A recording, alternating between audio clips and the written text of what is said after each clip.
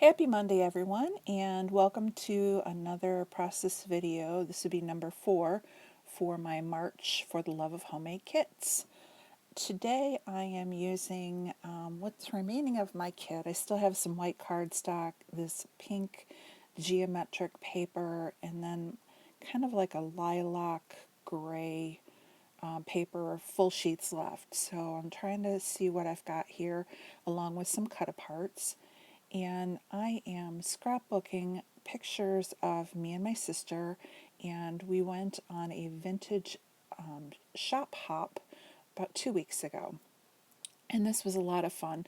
One of the gals who is our creative memories person actually opened up her own vintage shop. She has kind of antique things, very much in line with the current farmhouse look.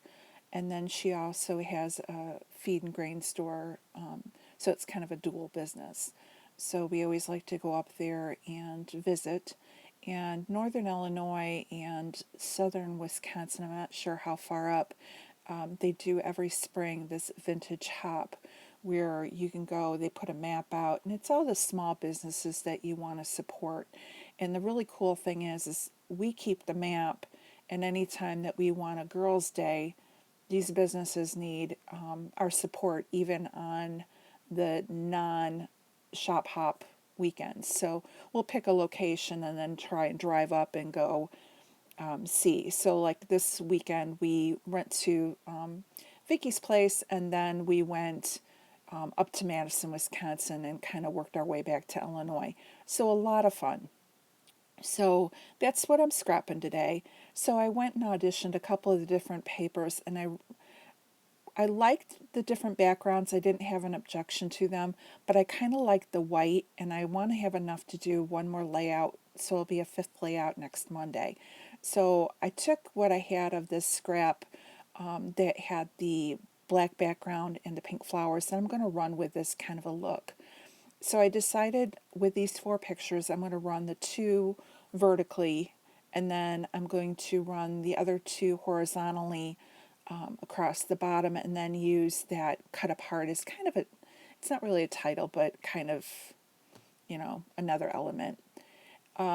If you can see, I didn't cut really good with my scissors for that top border strip, so I just cut just a small piece off of that bottom strip, and I'm just going to use that to bridge that gap, because you can see a little bit of white between that strip and the black floral paper. So I'm just going to run that across. The border strips would have come from the paper pad I had that I got at Michael's, and I believe the black floral paper came from that spring market from Echo Park, and the flourish cut apart would have come from that paper pad as well. So the pictures, they're not quite the 4 inches by 3 inches. So I just left a little bit of a gap going around, same with the cut apart above, and I think it looks okay. So now that I have all those down, I decided to go ahead and take this black washi, the black and white stripe, and just kind of give it a finished edge. And I like how that looks. So it's pulling in the black and white. Kind of auditioned a few other things, but I thought how it was laid out looked pretty good. So I want to get this last wood veneer on the layout. So I think Flourish Today kind of, to me, spoke of the vintage shopping and time with your sister, spring, and the whole 9 yards. It worked for me. And then I'm just going to go through and see if I can find some of the die cuts. So I'm just kind of pulling out ones that I think might work, and other ones that look too big or just weren't fitting with the feel I had for this layout. I'm just throwing them in a different pile. And as I was going through, I found this gray polka dot tag, and I was trying to think of where I could put it on the layout, and then I decided that I'm going to flip it upside down and have it coming across, down off the top. And then I'm going to take the florals and build my first cluster up there. And I do have to apologize that my camera's kind of close. I have one of those arms that hook from the top of my desk. It's kind of a bendable one, and when I put my phone on it, it's very heavy, and it pulls, the weight of my phone pulls it down closer. And so I am cutting off the bottom of my layout, and I'm just going to have to be a little bit more conscious of it. I must tend to scrap with it right in front of me real close. So I try and remember to push it up, but it doesn't. It's some of it's cut off. You do see it all, but I'll try and be more conscious of it next time. So here you can see I got that tag on there, and then I also went and put some twine in, and then I'm just going to put those flowers on and trimmed off the excess. And now I'm just seeing what else will go. I grabbed the other gray burlap bow, so I think I've used up all the bows now on all the layouts. I'm just going to go ahead and glue that down. And what else am I grabbing here? I decided to go ahead and stick with the today, so I went ahead and glued that down as well. Now, I was going to just use my fussy cut butterflies that you see in the left-hand side, but then I remembered and I saw my baggie that has all the butterflies and things in it, and I'm like, I know these butterflies are a little bit more chunky than I tend to like, and I'm like, I just have to get them on a layout.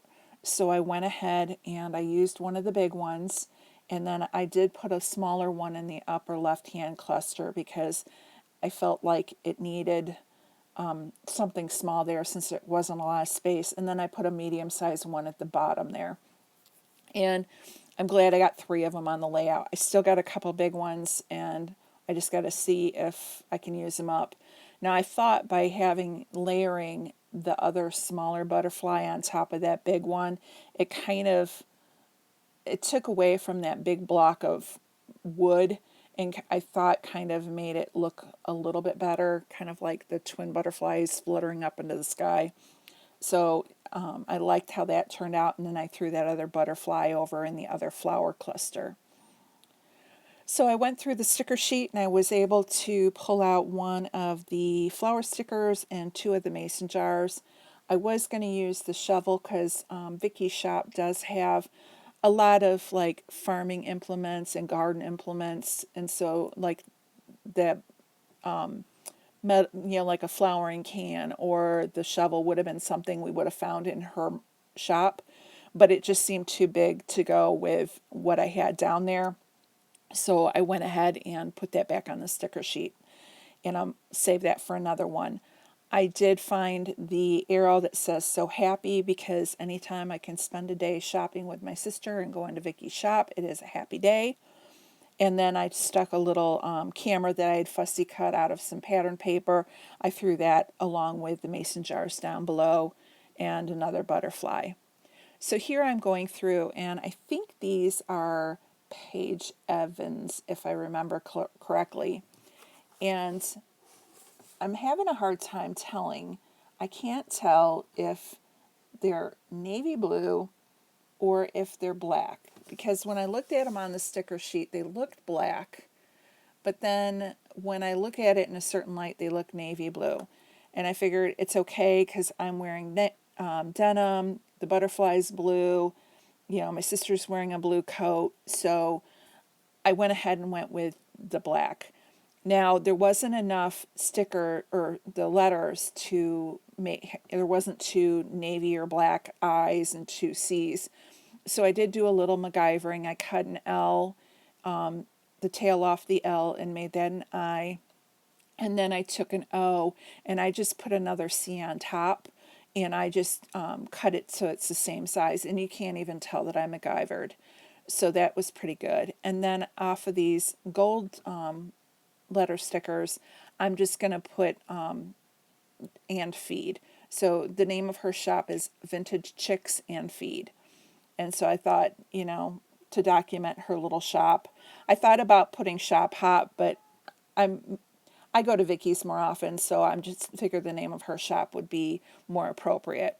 So like any thickers that are wood or the chipboard, you need to glue them down. So I'm just taking my fine line bottle that I have some quick dry adhesive in there, and I'm just going to go ahead and glue those down. And then I decide that I didn't like the and feed where it was, so I'm actually going to stack them to the right hand side of the word chicks. And then the title just runs across the top, and I do like that a lot better than what I had. And then the final touch that I'm going to do is I'm going to take some of my gold Nuvo drops, and I'm just going to put some of the Nuvo drops in each of the clusters and just sprinkle it around the page to kind of spread that gold. And that will be it for my layout. I do want to thank everybody for coming to watch today, and please make sure that you check out the others that are doing their hop. You can find the link to the For the Love of Homemade Kits playlist in the list below. And if you want to create your own kit following the March recipe, you can find the link to Christina's blog post as well, which will have that there as well. I just hope that during this time that you are all staying safe, that you're all in the house as much as you can. I am currently working from home and working a lot of hours to help the company I work with. So you're not going to see as many videos from me this week, only because I've been putting in 11-hour days just so that we keep our business running, even though it's remote. So please, everyone chip in, stay safe, and tell your loved ones you love them. And please stop back again on Monday, where you will see my 5th layout, and then I will have a layout share at the end of the series to show you everything I made. And I will also be doing a layout share at the end of the month for everything I made this month. Because I was, at the beginning of the month before the virus and all this stuff, I was playing along with the Calvin Ball, and I was having a good time. But like I said, work commitments came first, and so I've got a few layouts I'll share with y'all. So thank you again, and you all have a wonderful Monday, and we'll see you soon. Bye-bye.